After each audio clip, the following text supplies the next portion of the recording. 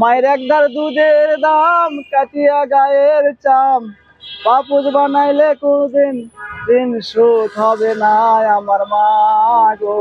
আপনার যুগে আপনার প্রিয় অভিনেতা কে না আপনি? আমার নায়কের মধ্যে মান্না ছিল প্রিয় নায়ক, মান্না। আর সব ছবি আমি দেখতাম খালি বসে। নাম বলেন তো একটা মান্নার ছবি। আপনার ধাওয়া, আপনার হলো গান ছবি দেখছি আপনার মান্নার।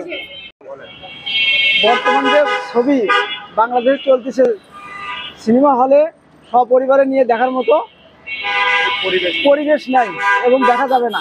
এত এত টাকা ঢালার পরে কি ছবিগুলো বানায়, আমরা বাংলার মানুষ মুক্তভাবে দেখবো, সপরিবারে দেখবো, দেখা যায় না, তাহলে ছবিগুলো লাভ কি? মান্নার প্রিয় গান এটা আমার। আম্মা জান চোখের মনে আম্মা জান, তো করছি পান আম্মা জান। আর ভিলেন হিসেবে কে আপনার প্রিয় অভিনেতা? ভিলেন ডিপজল। ডিপজল ভাই ডায়লগ বলেন তো। ডিপজলের ডায়লগ আমি পারবো না ভাই, আমি মুখস্থ করে করি না। ডিপজল অভিনয় ভালো লাগে কেন বলেন? হ্যাঁ, ডিপজলের অভিনয় ডিপজলের অভিনয় ভালো লাগে। ডিপজল মুগাবে ভিলেন হিসাবে মুগাবের ব্যক্তিত্বের মধ্যে প্রধান।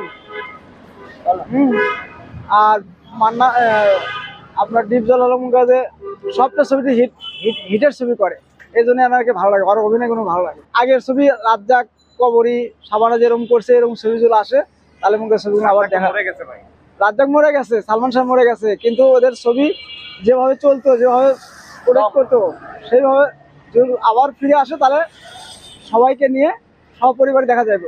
আমার নাম কি? বগুড়া। নাম বলেন। নাম মোহাম্মদ ওয়াহিদুল ইসলাম।